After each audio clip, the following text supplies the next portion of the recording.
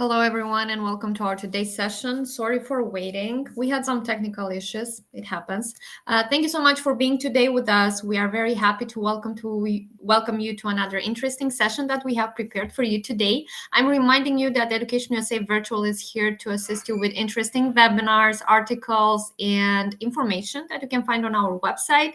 Please go there and inform yourself. I also hope that you had enough time to apply for GSAP, for the program that is designed for postgraduate students. So yes, please join us in case if you still want to participate. You can find all the information about us on our website. So yes, let's start with our today's topic with our two interesting speakers. We decided that these topics, you would never get rid of it. You would never get tired of it, actually. I didn't say that correctly, I guess, because it's something that students are always asking. So we decided that why not doing it one more time. So choosing the list of the universities is a struggling thing. And I think our speakers will not only tell us how to do that, but they will give us useful tips, tricks in this useful presentation. I'll just give them the floor so they can introduce themselves. Mandy, you can start. And then we will also move to the Q&A session at the end. So please submit the questions in the chat. We'll be very happy to answer them. Also, tell us from where you are. It's going to be great to know from what location you are joining us. Hi, my name is Mandy Simpson, and I work at the University of Georgia School of Law. And I want to thank Education USA for having me, and to all the participants, thank you for joining us. Great. Hi, everyone. My name is Chloe Glenn. I work at the University at Albany, which is part of the State University of New York. I'm so excited to be here to talk to you today, so thank you for being here. Great. So I think the first is Mandy, who's going to start with the presentation. Is that correct? Yes. Mandy, the floor is yours then. Okay. Will you be advancing the slides? Or okay, great. So our topic is how to choose the right university for you. And so, of course, we have to start with the academic programs themselves.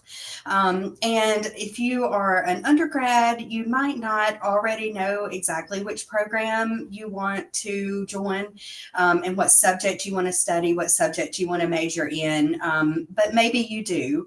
And so that is the first place to start. Do your research on schools and look for schools that have the academic program that you're interested in. So not every school offers all the academic programs. Not all schools offer the same ones. And so the first thing to do would be to find schools that actually offer the program that you're interested in, or your field of interest. And also not just the classes, look for the opportunities that will give you practice experience, hands-on learning. So those might be internships, or they could be called externships. They might be called, we call them practical skills classes, anything that might give you on the job or hands-on learning experience. And that would be in addition to the classroom hours. I would also research the faculty at the university you're looking for. Most universities have all of their faculty on their website with bios. And so you can read about the faculty and also the course offerings. When you think about assessment methods and learning style, you know, not every university offers classes where you have exams all the way through the semester. Some courses are one exam at the final, and your whole grade depends on that final. Some grades are A, B, C, D. We're all familiar with that, but some classes might be pass or fail. And so you do want to look at the assessment methods and how classes are taught, and think about your own learning style and what might work for you. When you think about admission requirements and the application process, you know, just make yourself familiar. Most universities, although there are some differences, require some of the same items for the application process, such as letters of recommendation or a personal statement. So just make sure that you're familiar with each university's admission requirements and their application process. And I cannot stress the last two items on this slide enough. Start early and absolutely know your deadlines. For instance, we begin taking applications in September, and we continue all the way through April. However, in January, we have a priority scholarship deadline. So anyone who has already applied early in that period will get first scholarships. And you really want to make sure that you know your deadlines and begin early. Some universities might want to see transcripts from other schools, and those items can take a long time to arrive. So know your deadlines, start early, and it's not unusual to begin applying an entire year in advance of your start date, but you should begin prepping even another year before that. So it's never too early. Okay, next slide. So when you think about choosing a school, you do want to think about their accreditation and reputation. Accreditation, is very important, both nationally and globally, as well as the school's reputation. And the first place to start in looking at this to make sure the school you're interested in is accredited is the website of the school itself. Most schools are required to have that information somewhere on their website. You may have to dig around for it or search for it, but every school should on their website tell you that they are accredited and with what body they are accredited. And there are both national and global reputations to consider. And again, the first great place to start is the website of the school itself. For instance, if you go to our website, the opening page will tell you what we've accomplished that we're proud of. So that builds into our reputation. So I would start there. I've listed here a few places that you could also start for searching for that. And then at the very bottom, I just want to say one quick word about rankings, because especially if you are interested in studying in a school that is in a different country from your home country, you might not be familiar with all the universities. And usually the first place students start are the rankings, which is a good place to start, but I would caution you that rankings don't tell the whole story. Dig a little deeper and look into schools that might not, be on the top 10 or whatever, just to get a better idea of what is out there. It's a good starting point, but I wouldn't let it be the end all be all. Next slide. One thing you have to consider is the cost of the education, especially if you are wanting to study in the U.S. It is very expensive to study here. It's expensive for Americans, and it's expensive if you're not American and you're studying abroad. So you do have to look at cost and financial aid and scholarships and those type of things. So first, you need to understand the full cost of attendance. Tuition is only a small part of the total cost of attendance. So tuition is just going to cover your classes. Fees are going to be involved. And you need to understand the fees, not only how much they are, but what you get in return for those fees. So for instance, on our website, you can find a whole list of the fees and what they're for. There might be a lab fee if you are taking science courses that require a lab.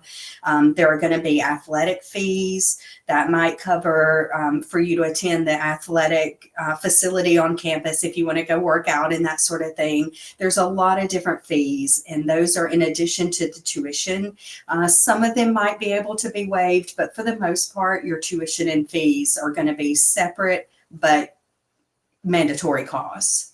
And then finally, living expenses. And I'm going to talk a little more in a subsequent slide about where schools are located and everything, but you do need to have a very clear grasp of how much it's going to cost you to live, not only your room and board, so your rent and utilities, but also transportation costs. Looking at the city the school is in, is public transportation free, or will you have to factor that in? Food costs, things like that are considered living expenses. So to understand the full cost of attendance, you need to look at all three of those portions. Financial aid is out there. There's a lot of different forms of financial aid. Of course, scholarships are awarded to students. Assistantships are usually a waiver of some portion of your tuition in return for either assisting faculty in research or assisting a teaching assistantship. You would assist the a professor to teach the class or maybe grade. So that's usually what is called an assistantship. There are work study programs. That's what I did when I was in school.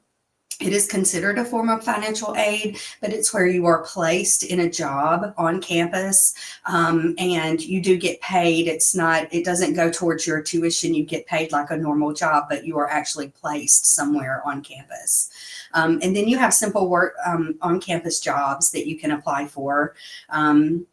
Look at outside scholarships, different organizations that might assist the program you're interested in for scholarships. And of course, I can't not mention Education USA. They are a great resource at helping you identify forms of financial aid and scholarships.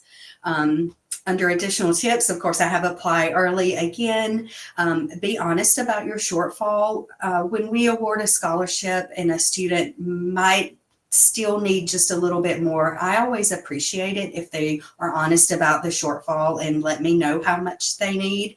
That helps the financial aid committee to be able to distribute financial aid. So don't be shy about being honest about your shortfall if you have that.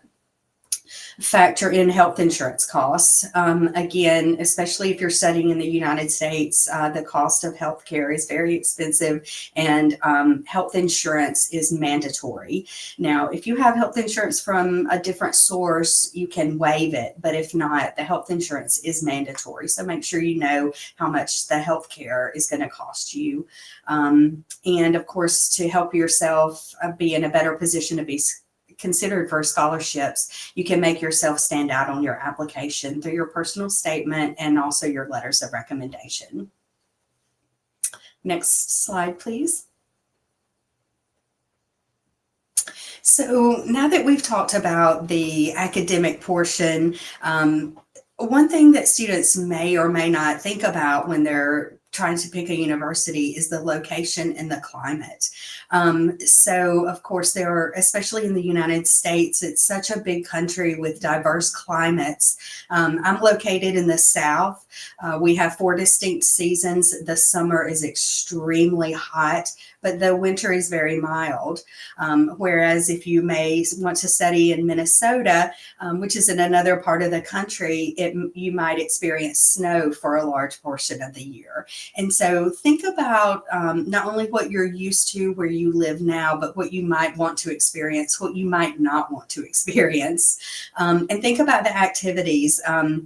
Again, using Minnesota as an example, I have no idea how to ice skate or snow ski, but those are the big activities, you know, somewhere where it has a cold climate. So think about the things that might make you happy, things that you're interested or might want to try, and when you're looking at a school and the climate.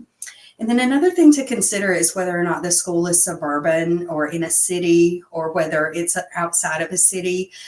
Where we're located, we're about an hour from a major city, but the school itself is located in a small, what we call a college town.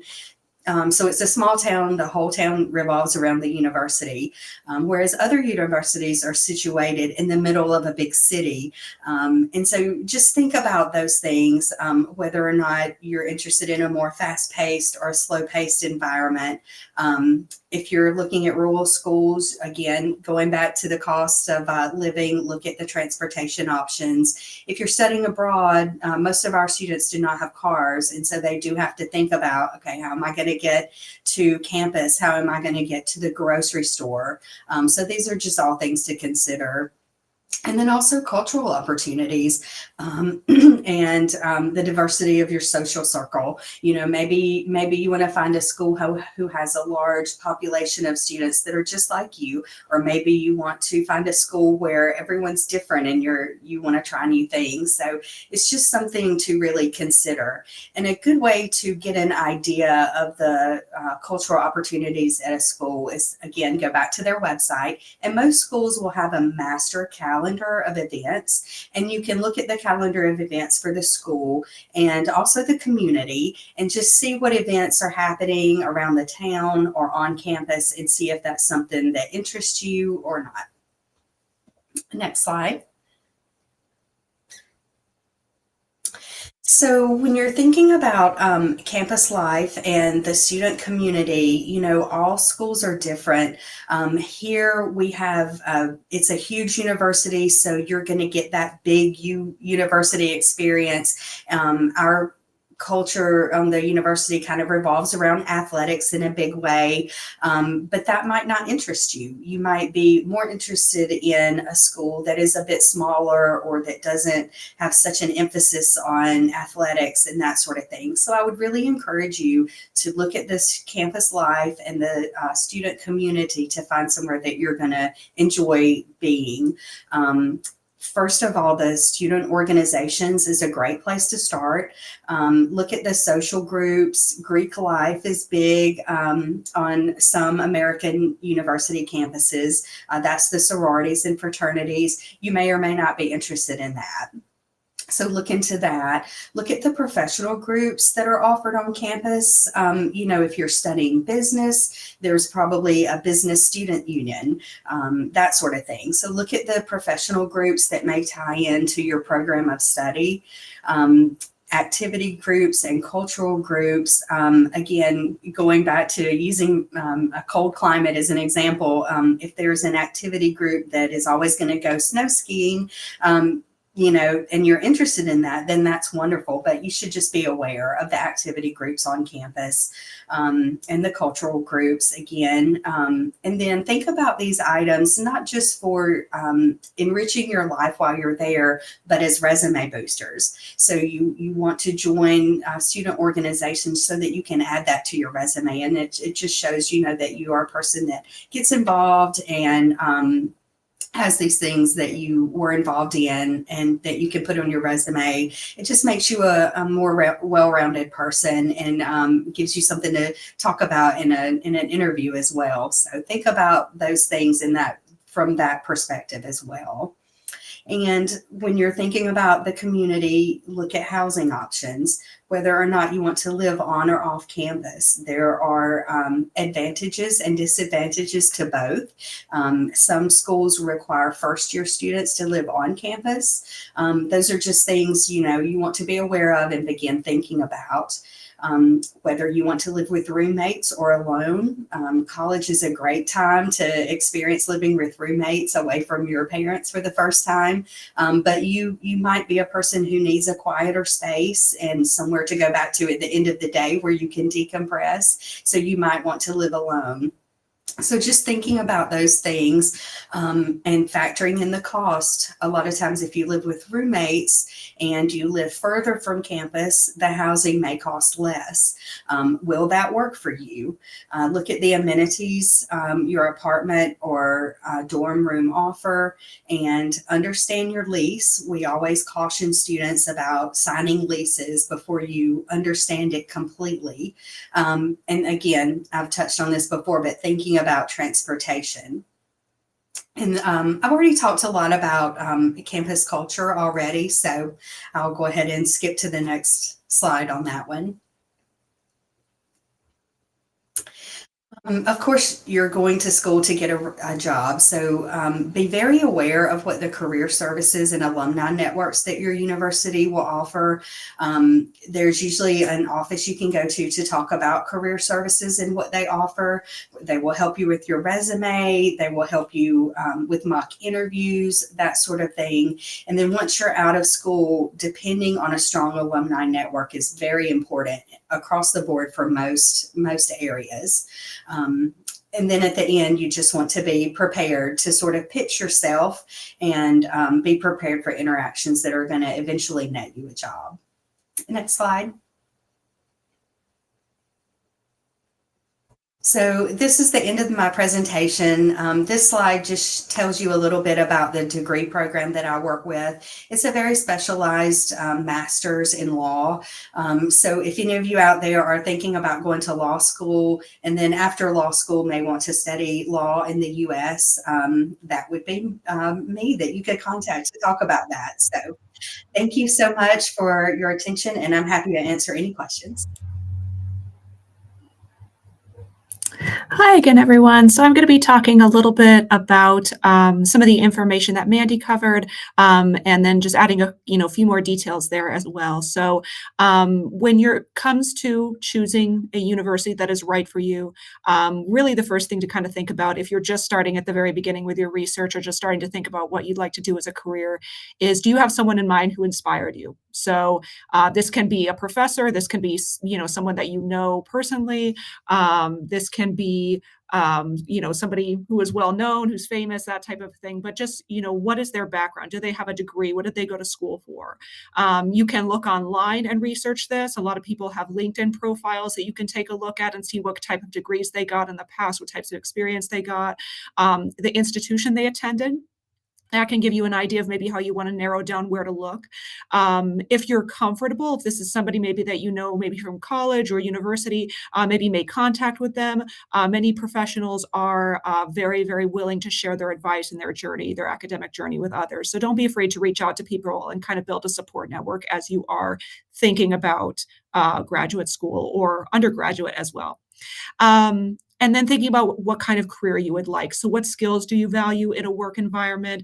Is there a specific topic you want to learn more about? Especially at the graduate level with master's and PhD programs, you're really focusing on one topic.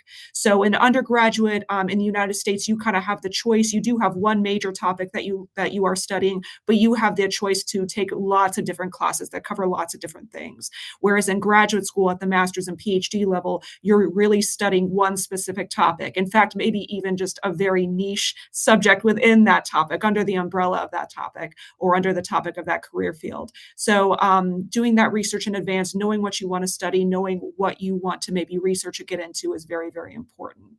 And then kind of, where you are 5 or 10 years professionally, what do you want to see yourself doing? Next slide, please. So establishing goals and priorities. So Mandy went over a couple of these already. But again, when you are looking at universities, try to start making a wish list, try to rank these priorities in the order that you want to see them, that you are saying, this is what is most important to me. So is the type of research that the program is doing most important, the type of faculty that are there, the support that is available to students on campus, what the cost of living, the university's location is, what are your main priorities, and make a list of that. Even before you get started, making a list of that can be very helpful so that you can, again, as you're researching, narrow down. There are so many options in the US and around the world for higher education. So really important to establish those goals and what's important to you before you begin this process. So next slide. So this is a way that you can kind of track the research that you find through different universities. If you want to create an Excel or a Google sheet, I know it's kind of difficult to see on here, but creating something that maybe talks about the program, the deadlines, the type of research or projects they're doing, what the campus community culture is like, the type of funding that's available, especially if you are applying to more than one school, that information is going to start to get kind of blurred as you go through the research. So keeping it someplace, keeping really good notes about each university that you look at can be important, again, to narrow down who you're going to apply to and maybe what the best fit is for you. So next slide.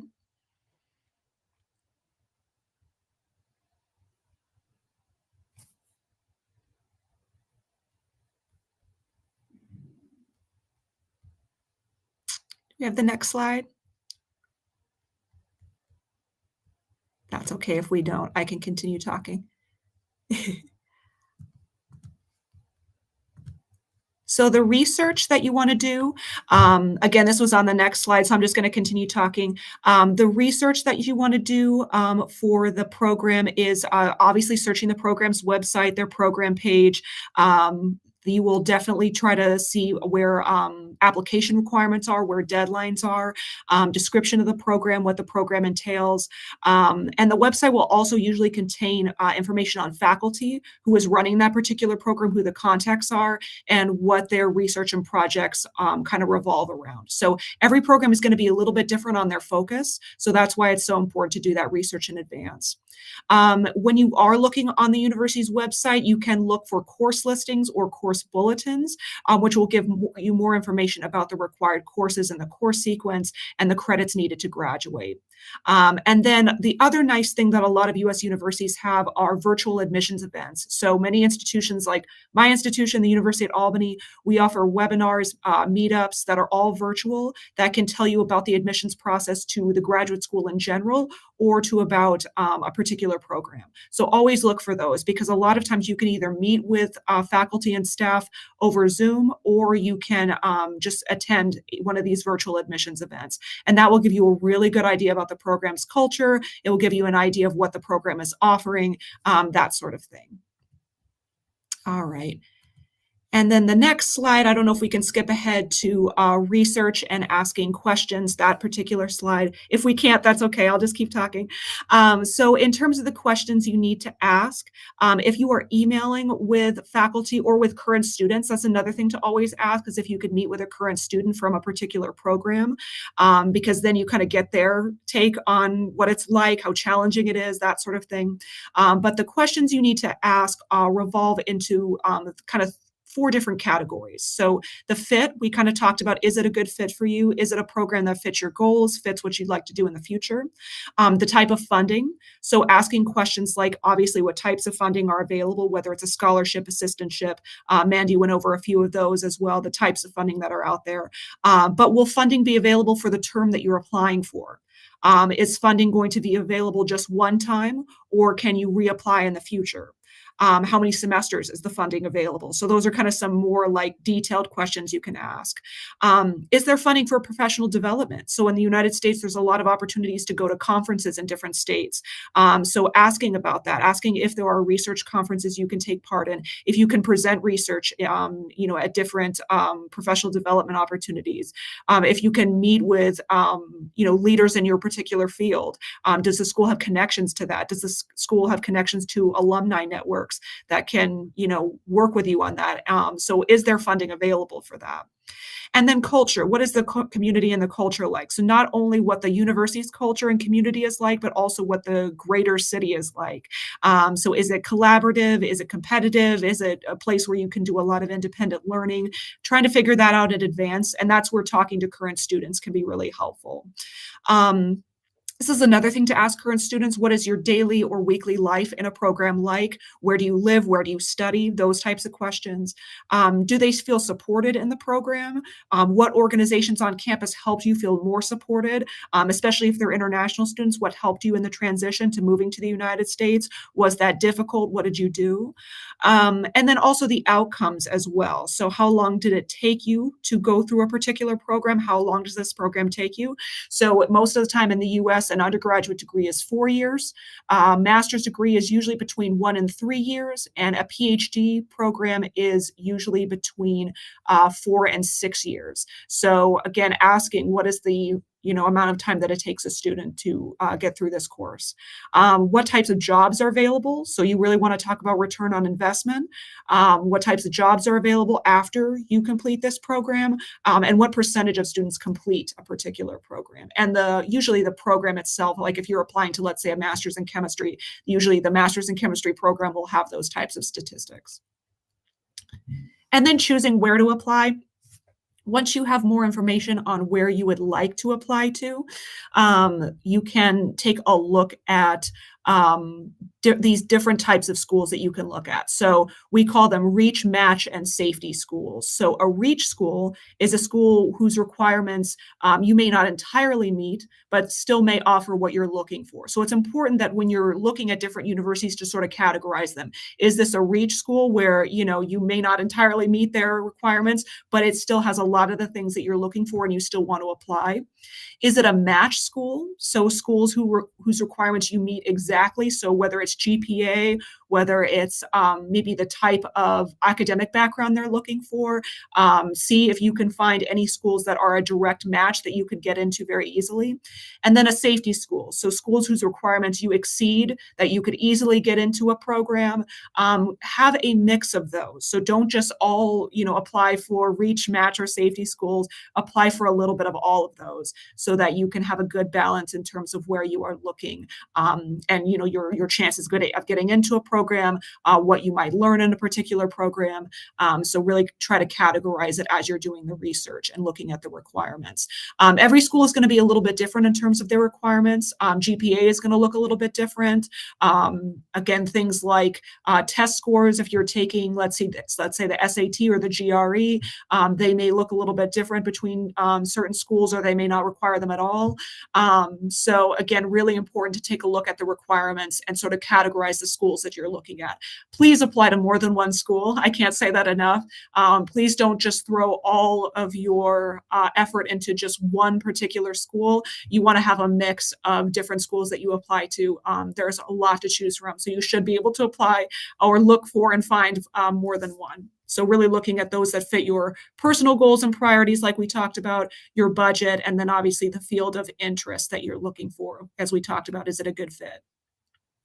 The next slide, I know you probably can't see this, but some positive things to look for in terms of what you might see as part of the admissions process. So some things to look for that are good signs. So faculty and admissions staff are responsive and curious about you and your goals when you do reach out to them, either by email or if you happen to call them, that they are responsive and curious and they want to talk to you.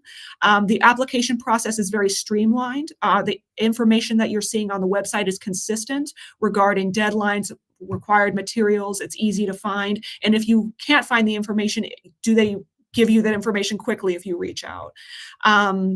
If you talk to students and faculty, understanding whether students are reasonably challenged, but remain motivated and feel supported. And the program and institution has stable growth. It looks like the university has been there a long time, that they're accredited, as Mandy talked about, which is hugely important, and that they have stable growth for the future. They're adding programs. They seem to have a lot of students attending, that sort of thing. Program has a high completion rate or graduation rate, regardless of the acceptance rate. So also asking about that as well. And then obviously, we can't state it enough. I know Mandy went over it, but please make sure that the program you're looking at is accredited. And then making a decision. Some information about a program may not be available to you until after you've applied, so remain flexible and open. So specifics about funding, you may not find out until after you've applied and been admitted, access to certain institutional resources, that sort of thing. Programs may release their admissions decisions on different timelines, so you should check your email, keep track of that information, ask about a timeline if you're uncertain. And again, kind of, if you have to make a calendar for yourself, just so you know when deadlines and when, decisions might come out about a certain program, you can kind of keep track of that. And then compare and contrast the programs that you've been accepted to. So as you're sort of making your decision after you've done the application process, you can revisit your goals and priorities that you created, the ones that we talked about in that nice Excel sheet or Google sheet. Revisit those goals and priorities and choose a program that meets your top criteria. And if, like Mandy said, if you need to go back and ask them about other opportunities for funding, if you needed to negotiate that sort of thing, you often can do that. So please don't be afraid to reach out, ask questions, and learn more about that. The last slide is going to be a little bit about my university. There we go, about the University at Albany. So this is my university. We are part of the State University of New York. We are located in Albany, New York, which is about 2 hours north of New York City. We are a medium-sized research university. So it's a really wonderful place that if you want to learn about the research process, if you want to, work with faculty, work with cohorts on really amazing projects that are just really helping to change the world, you could be part of that. So our university has around 53 different undergrad majors and over 150 different master's and PhD programs. So there really is something for everybody. We do emphasize STEM and tech programs, but we also have arts and humanities. We have a really wonderful business program, public administration program, social work, public health. So we have lots of different opportunities, lots of different topics and subjects that you can learn more about. So if you'd like more information, you can visit our website. And I think the next slide here has a little bit more information on, there it is, about our university. So if you want to scan the QR code, one is our brochure if you want to learn more about that, and the other is to get on our email list if you so choose. You don't have to, but if you would like to, you are more than welcome. So with that, I think we are open for questions. Awesome. Thank you so much, ladies. Much appreciated. Thank you for sharing this nice presentation, useful tricks. Okay, so we will move to the Q&A session. So we have some questions that have been addressed in advance, so we're gonna focus to those. So maybe you can share the perspective of each of your institution when responding to this question. So one of the questions, just interested in some useful tips how to choose the right universities for yourself. I think you already answered that, but maybe if you can just add it shortly once more.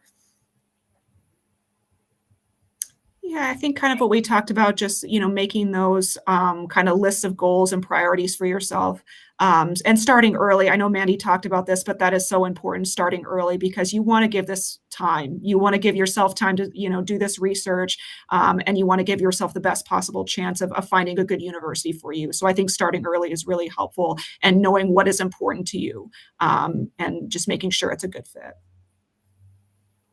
Totally agree. Great. Then we move to the next one. Are there universities which do not require up-to-date reference letters? The case is that I've had a gap year due to health issues. My last employment was 18 months ago. Mandy, you can start, and then maybe we can move to Chloe. Sure. Yeah. If there is a gap on your resume that may raise, or anything on your resume, or anything anywhere in your application that may raise any question, get ahead of that by addressing it directly. A good place to do that would be your personal statement. Most universities require, or you can submit one on your own. But if there is a gap, we understand that everyone has health issues. You may have to take time off to care for a family member if they are sick. There's a lot of reasons that are not negative reasons to have a gap on your resume. But the thing you want to do is address it before it gets all the way to the application review committee. Anything that may raise a question, go ahead and address it head on early. Great. And the other thing that you can do is in advance of applying is talk to the program before you start the application process. That's totally fine. Usually most programs will either have like a centralized admissions office, or oftentimes this happens in graduate school. Every program will have its own representative.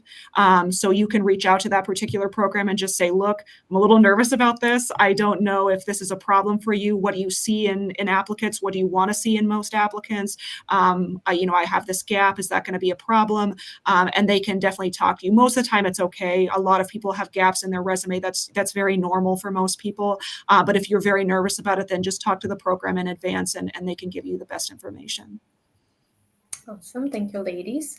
The next question, how do you balance the choice between a university with a high academic reputation and one that offers better financial support? What do you think here? Chloe, you can start maybe. Yeah. So, it kind of depends. So there are universities that do have a high academic reputation and good financial support. So you will see both. You will see universities that literally have both. If you're kind of making a choice between the two, look at other things that maybe are outside of the academic or the financial. Is it a supportive university? Are they emphasizing projects that you really care about? Are they connected with the community? Do you feel like you can make a difference in the community?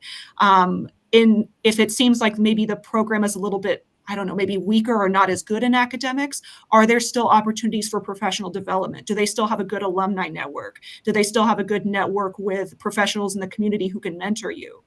Do they have good internships? Like maybe you're not learning so much in the classroom academically, but you're learning so much outside through your internship or through, some type of experiential learning. So it's not just either or. A lot of times they can sort of balance out. Other things to think about with the financial side, maybe you don't necessarily get financial aid immediately upon entering the university, but can you apply for other opportunities later on? Are there other ways to supplement, that during your time so that, you can maybe get through your first semester and then apply to something? You can kind of look at that and look at the future and see what maybe they offer as you go along. So these are just, you kind of have to ask more detailed questions as you go through. But that's just kind of maybe a way to look at it as you're researching. Mandy, you want to add here something? I think we cannot hear you, or is it just me? I don't know. Are you?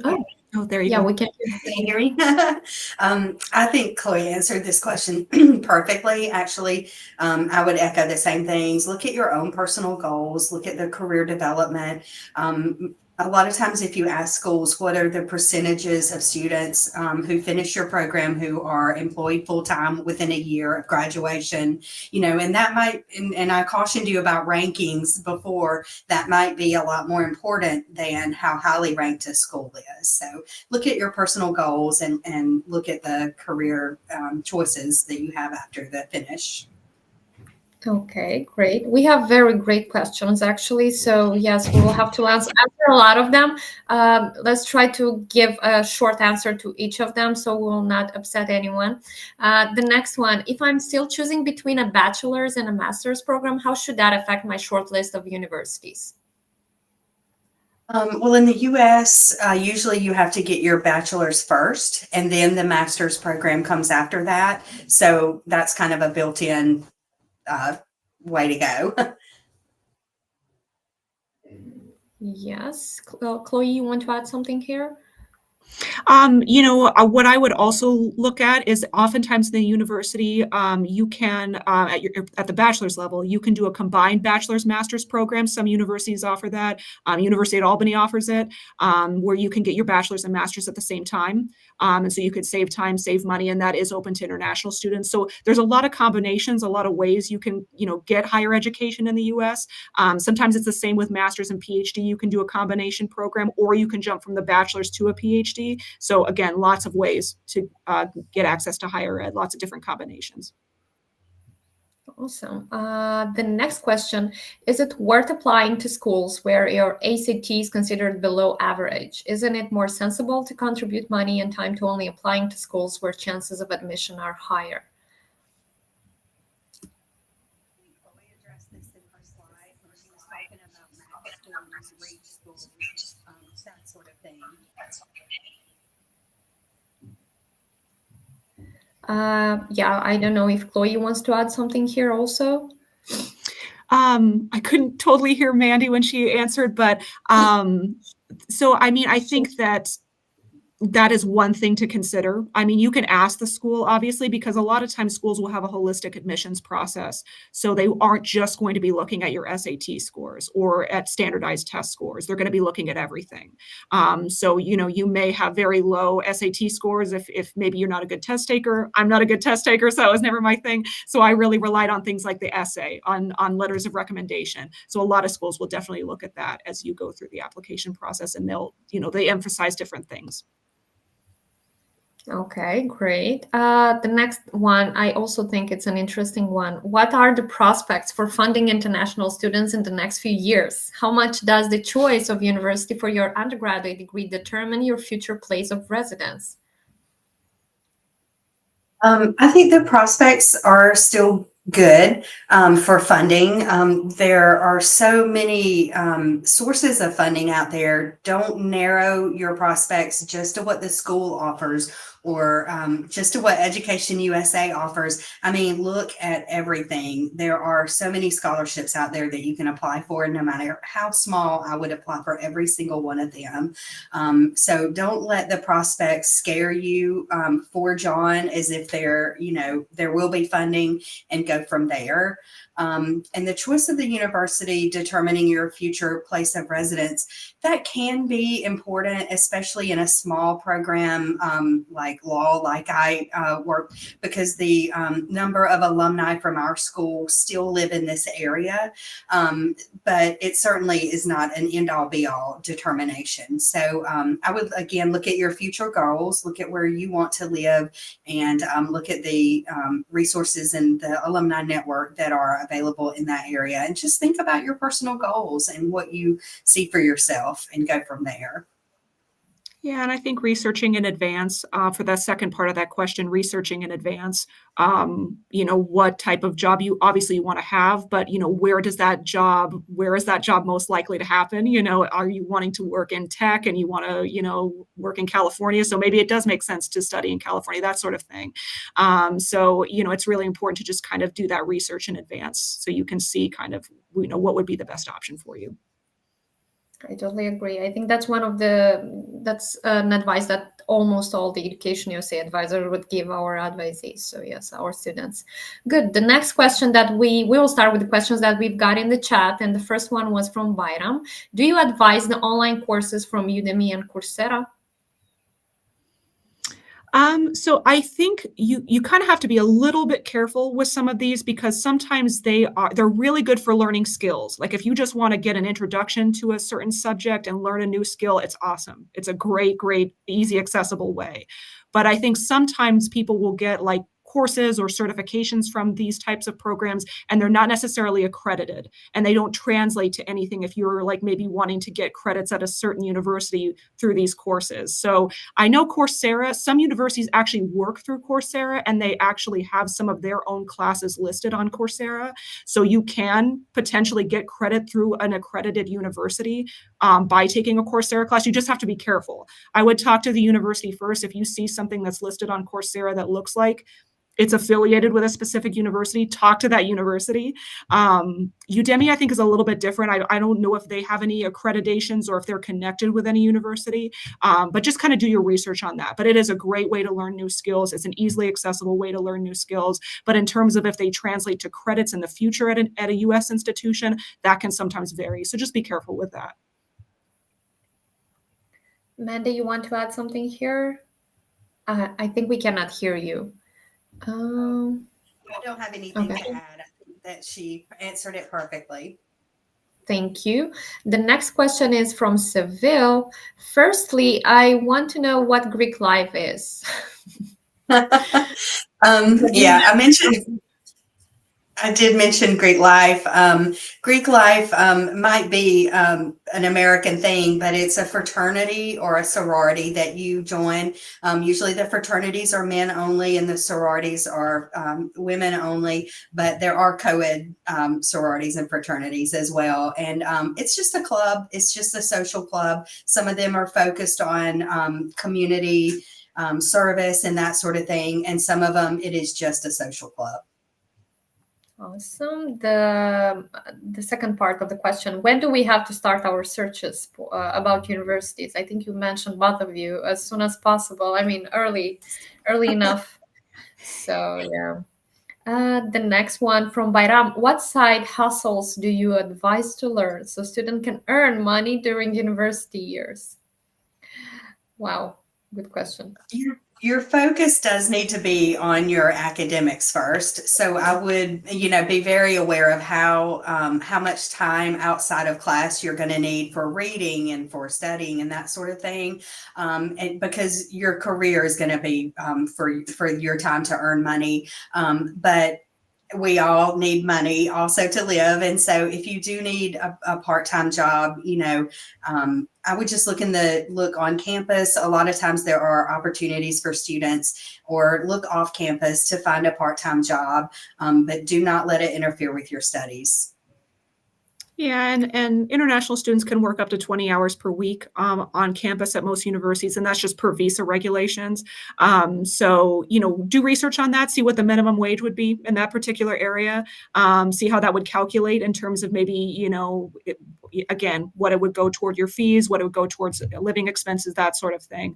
And asking, and this is why I think it's so important to talk to current students, and especially current international students, about, again, how they budgeted, because that's going to be a huge thing when you start. So that's probably the number one question. If you do talk to current international students, ask them that. And a lot of universities have programs where you can readily talk to current students, current international students. Ours is called Student Ambassador Program, and you can, ask advice of current students at any time. You can email them. And so a lot of universities have that. So that is a really, really good question for, kind of how they budgeted and what they kind of looked for in terms of jobs, or maybe, outside things to earn money. Great. And I think it's also depending on the major, because I think for STEM majors, or I think you would have a lot of opportunities afterwards, and also for your CPT or OPT, that also might be considered. Good. The next question from Rail: which university is mostly suitable for a good career? I think the one that you want. Your best fit university, Rail. I will put that on the screen so you can see that. We can answer that shortly also. I don't know if you want to say something here. Yeah, I mean, it depends. So, taking a look at your future career and what it requires. So there are some careers that you only need a bachelor's for it. Other careers, you absolutely need a master's or a PhD. So you may want to take a look at, again, talking to professionals in that career field and say, what did you study? Where did you go? It really will depend on what your particular goals are. There isn't one university that is like, the best careers come from this university. It's really, it really can kind of depend on what your goals are and what the university provides to kind of help you along that way.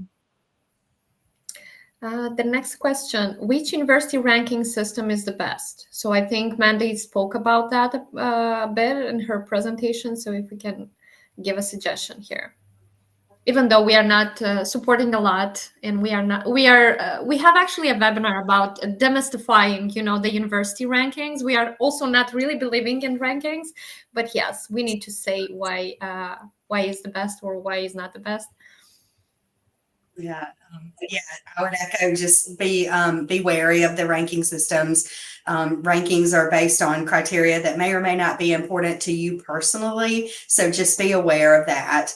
But in general, U.S. News and World Report is one of the places you can go to for worldwide rankings. QS.org, I think, is one that I look at sometimes. Awesome. We move to the next one from Olha. Are there any faculties that would allow me to combine science with business if my goal is to create a space-related tech startup? Nice. Girl in tech. Yeah, so definitely. So you would be shocked to see the amount of combinations and different programs that are out there that are, could give you that type of experience. I will say this isn't, space related, but we have like a business analytics program which combines business and tech.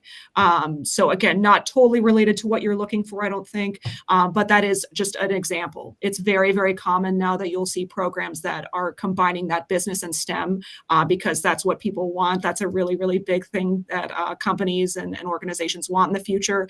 So absolutely, you can find those types of combinations. You can find incredible combinations of different research opportunities, different research topics, different subjects. And oftentimes some universities will allow you to kind of create your own, if they really value interdisciplinary work, they kind of allow you that independent study to sort of create your own. So that's another thing you can ask is, how flexible is this program? Am I able to kind of learn what I want through that process? Great. Thank you. The next one from Bayram. Is it worth to take gap year for making your SAT higher and going to higher ranked university? That's a great question. I think we get it from a lot of students if they are not accepted to an US university. So their next move would be to ask this question. What do you advise? It's a bad idea at all. Again, you just look at your personal situation, and if it's an option to you, a lot of times it's not an option. But if it is an option to you, I mean, it's not a bad idea. You can work and get more experience. You can take the time to study for and retake the test, that sort of thing. But I would also encourage you to go ahead and apply so that you know you've been through the process and you're familiar with it. And you never know what's going to happen. But then once you get your results where you've been accepted, then you can look at your options and say, is this going to be a good fit for me or a good option, or should I take this gap year? So I would say go ahead and do apply, because you never know, but leave that as an option depending on your results. Yeah, and a lot of universities now are becoming test optional. So University at Albany is one where you don't have to take the SAT if you don't want to. So definitely look at that, because you may not need to. You may not need to take a standardized test in order to apply to a university. So again, like I said, they may be looking at other things. They may be looking at just the strength of your application on the whole, your personal statement, that sort of thing. So you may not even need to take a gap year. Like Mandy said, you can just go right ahead and apply. So definitely look at requirements before you take any standardized tests, before you spend money and time on that, because sometimes a school that you really love is not going to require that sort of thing. So just do your research in advance. I totally agree. Thank you, ladies. The next one, are community colleges a good strategic choice for international students who need a more affordable path to a U.S. degree? They absolutely can be. Yeah. So that's definitely something to look at, to research. There are many times where community colleges will have an agreement with like a higher university, like a 4-year university, and you can have like dual credits or transfer credits in. So that's often a really good way to kind of, pave your way and start with a more affordable option. So yeah, absolutely. I'm glad people are talking about community colleges, because it is a really great way to kind of, start that process, start out maybe at a more affordable level, and then transfer those credits into a 4-year university. Absolutely. Great. The two last questions we have, one from Pervane. It's good for our career to study in U.S. university or colleges. Mandy, I think we cannot hear you very good. If you can just move a bit closer to your mic. Sure. I think, again, it just depends on your goals and your career. Just as an example, the Masters of Law that I work with, this gives a lawyer who is educated in another country the opportunity to take a U.S. bar exam. You get this degree, you're able to sit for the bar exam. And if your goal is to practice law for a company that is an international company, then yes, that would further your career. So I think it just depends on your situation and what your goals are, and look at your goals and say, would a degree from a U.S. institution help me in my career? And a lot of times it's yes, and a lot of times it might not be. So I think, again, it just all comes back to your personal goals and situation. Yes, I totally agree. And the last one from Bayram, how credit system works in university? Do you select what classes do you want to take, or are necessary, or there are necessary any classes? Yeah, so in the US, you would work with an academic advisor, and this is both for undergraduate and graduate degrees. So you'll have access to that once you're enrolled as a student, and it will be the academic advisor is somebody who helps you kind of plan out your curriculum. So obviously, there are going to be core courses that you have to take that are just kind of non-negotiable as part of the program. You have to take those, but then other times there will be electives where you choose what you want to take, especially at the undergrad level. At the graduate level, you may be able to do independent study or independent research where you study what you want to study. So there's a lot of different ways that you can kind of take classes in the US. Usually there are a certain number of credits that you need to graduate from a particular program, so you have to meet those credits. But again, you would just work with your advisor at that point and they can help you. Awesome. Thank you so much. So I think we are done with all the questions, and I really hope that everyone got the answer. Some of them we actually skipped because we have actually covered them in the presentation, and our speakers already mentioned the answer in the presentation. So yes, if you have more of them, you can reach them. They have specified their emails in the presentation. We can also leave that after we finish with the live, so we will submit that. So you can, ladies, share with us your email addresses in case people will be interested to know more about your institution. Thank you so much once again for your time, for your expertise, and for that great presentation that you have shared with us today. We appreciate your time and the useful tips you have shared with us. And to all of you that have been so active with us, thank you so much for being so many of you today with us. We hope you enjoyed it, and we hope that you found all this information that has been mentioned today useful for your research process. Thank you so much once again, and we wish you a great evening. Thank you, everyone.